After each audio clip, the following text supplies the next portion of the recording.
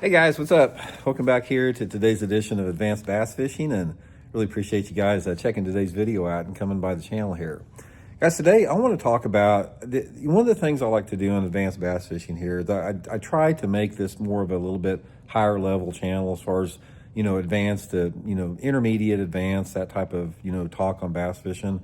And one of the things that I always try to, remind people of is if you want to get really good at bass fishing, you have to understand the bass. And the problem with this is when I talk about stuff like this is a lot of people tune out. They don't want to sit down and listen to like a lecture on what bass do. But guys, I can tell you something right now. If you want to get better at fishing and you want to have consistency and catch more fish, this is the type of stuff you got to listen to. What I want to do today is I want to talk about the progression that bass, when they start biting better in the pre-spawn, what causes that, and the places they get into.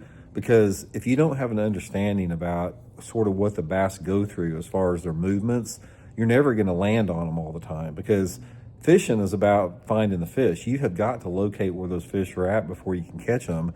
And a lot of times there's a lot of different techniques that will catch fish, but you've got to be around the fish to maximize your potential. You can have the best lures and the best colors of lures, and if you're not around a good bunch of fish, it doesn't matter what you're throwing, you're not going to catch many. So I want to get into that today a little bit as far as just the seasonal progression from into winter, into early spring, sort of what the bass do, what to look for, sort of some nuances and things that I have really figured out myself that make a big difference in catching fish or not. Super nice day here, guys. We're out here. It's been so freaking cold here in Missouri, man, the last couple of weeks. It's like 60, 65 degrees right now. I've been out working in the yard, so I got my yard working stuff on here. So I want to take a second and do this video. But hey guys, real quick before we get started, I want to remind you of one thing. One of the best baits to throw in the early spring like this or the late winter is a little finesse jig. You guys hear me talking about this.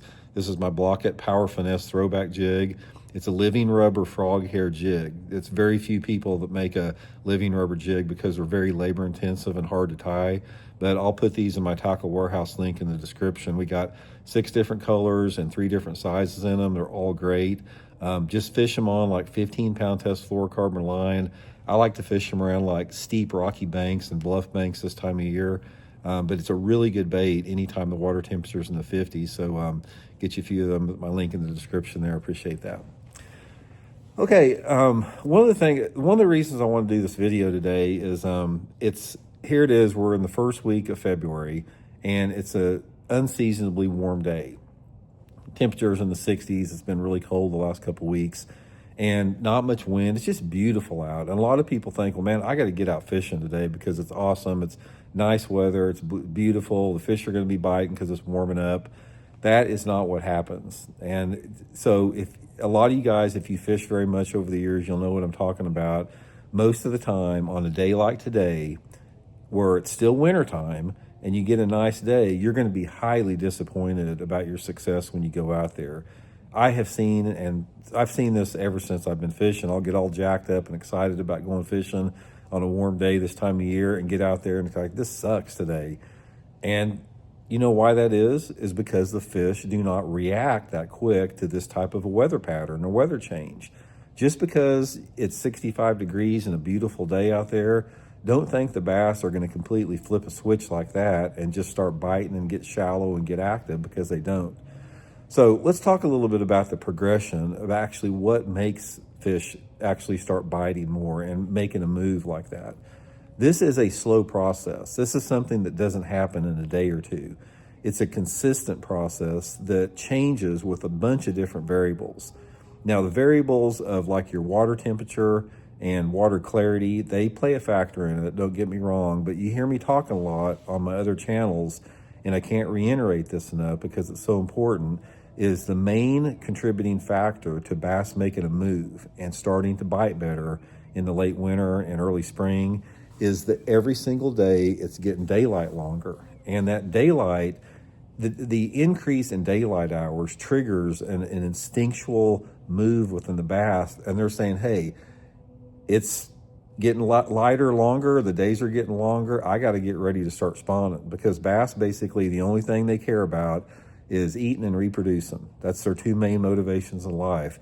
So this whole spawning process this is something that's on their mind for a long time. It's not something that just clicks one day and they move up and build a bed and it's all done with. They have to prepare for it because, first of all, they have to prepare for sort of like the rigors of spawning. You know, if you're a male bass, you got to locate the bed, you got to build the bed, you got to keep those perch from eating the fry after they're hatched. There's a lot to it. And if you're a female, you know, your body you're pregnant just like a woman gets pregnant. It takes a lot of effort and a lot of energy out of you. You know, they're building babies, you know, their reproductive systems are kicking in full thing, and they've got to get strong for it. So during the pre-spawn, this time of year, that is what they're thinking about more than anything else. They're starting to get set up to prepare for those rigors of spawning. So one of the first things they do is they slowly start making a move into areas where they can feed up at. Now, say for example, you got water temperatures like in the mid to upper 40s. That is something it's still a little bit too soon.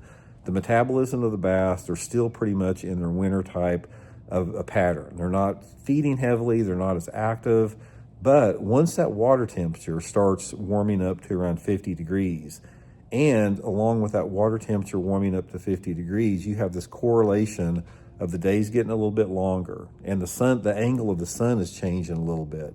These are the things that trigger bass to say, okay, I want to move up shallower. It's like, I don't need to be down here in 30 or 40 feet of water or out suspended out here in the middle of the lake this time of year. I need to be moving up into an area where I can start feeding heavily. So that's the first thing they do is those bigger females, and the males too, will start moving a little bit shallower, hunting for food. Now, it's not something like all of them do. This is something that happens incrementally. You'll still have some bass that are out deep, some fish that are moving up shallow.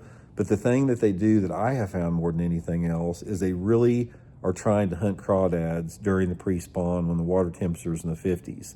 So I want to look and I want to fish the type of areas where I think there could be a decent crawdad population. And normally that is around some type of rock. You know, riprap bank, rocky bank, bluff type banks, those are really good areas, you know, for crawdads. Other lakes don't really have that big of a crawdad population, or it's not that big of a factor.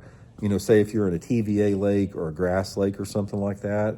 So your primary forage is going to be, you know, different type of perch and still shad and that type of stuff. But nevertheless, all of that stuff is starting to move shallower. The waters are warming. There's getting to be, you know, a little bit more algae and plankton in the water.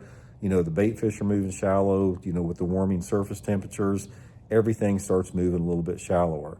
So this is the thing that happens on a real gradual basis. It doesn't happen like just overnight. But the thing that you want to look for is, and I've talked about this a little bit over the past couple of weeks, but I want to reiterate here, is regardless on the type of lake that you have. I don't care if you have a lake that has grass in it or if a lake that you have, you know, clay banks, like say, for example, Lake Hartwell in South Carolina, or the table rock type, you know, rocky banks we have here in the Ozarks. You want to have some type of an area that is somewhat close to deeper water, yet has got some type of a proximity to shallow spawning areas. Now, you're going to hear me talking about this a lot because I can't overestimate, or I can't emphasize enough how important this is to locate good areas to fish. You can't be in areas that do not have a lot of access to deep water relatively close by. You can't be in areas that don't have some type of a proximity to some type of spawning habitat fairly close by.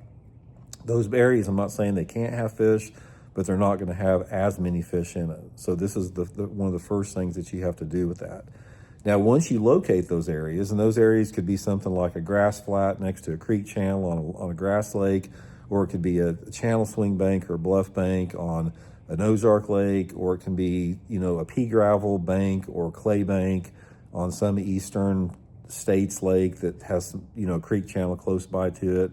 You know, those type of structures close to deep water. Then you have to figure out the bait that they want once they start moving up into those areas. And the thing that you're going to notice more than anything else is when those fish start moving up, they're very, very finicky in terms of the bait they want, depending upon the weather that you have that particular day. Now, these fish are gradually filtering up into these areas. And once they filter up in those areas, and let's say for example, you're a bass and you swim up, you got a nice little channel bank. It's a rock transition. You got some deep water nearby. Maybe you're finding some crawdads in there. Maybe there's some perch swimming down there, and you really like living in this area.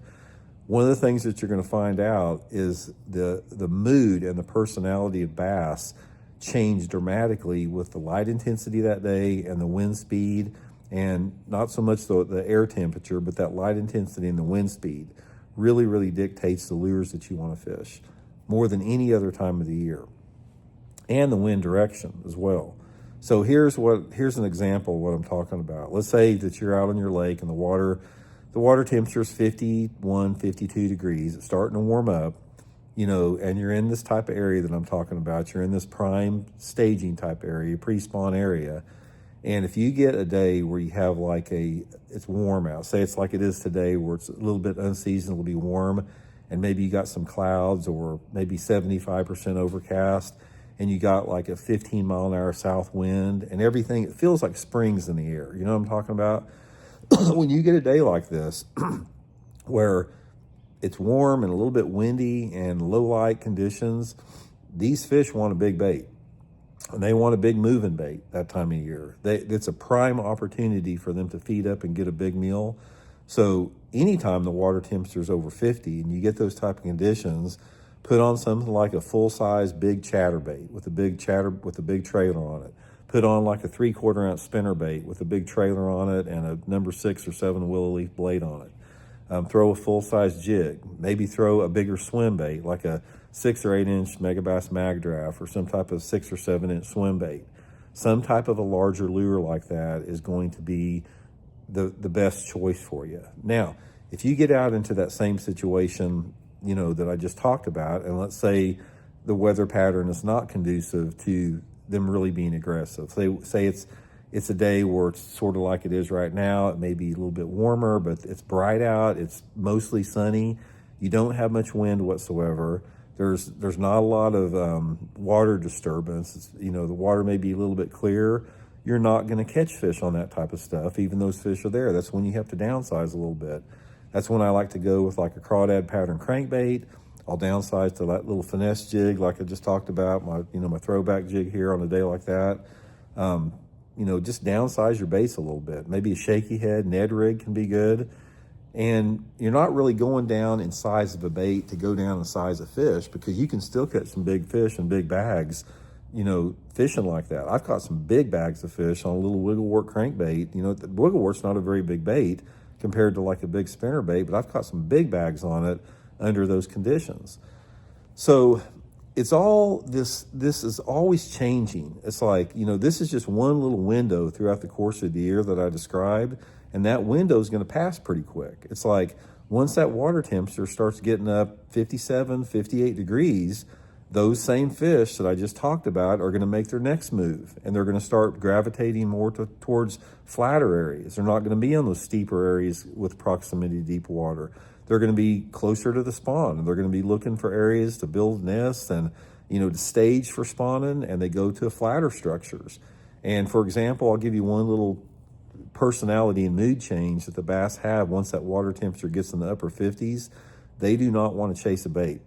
When a bass gets its mind on spawning and it's looking for beds, it's building beds, it's spawning, it's garden fry, you're going to do a lot better off on bottom lures like a shaky head or Texas rig worm or a jig or a Ned rig, wacky rig, something like that. You're not going to have much success on like crankbaits and spinner baits. That's just a change in their mood and personality. And then shortly after, once that water warms up a little bit later, a little bit more, and they're done spawning, then they get off of that and they go to something else. So it's a constant dance that these fish are in all the time. And not all of them do the same thing at the same time. I mean, that's why, there's always going to be some fish out suspended in open water. There's always going to be some fish that live shallower or deeper than others. But you want to put yourself around what is not only the biggest population of fish, but something that you enjoy doing. It's like one of the biggest things that you need to remember about fishing, above anything else, is fish the way that you want to fish, that you enjoy fishing. that even if you don't catch as much, it's still, if you enjoy doing something, just try it. That's one of the great things about fishing, is there's always more than one way to catch them. So anyway, guys, thanks for tuning in, and we'll check in later.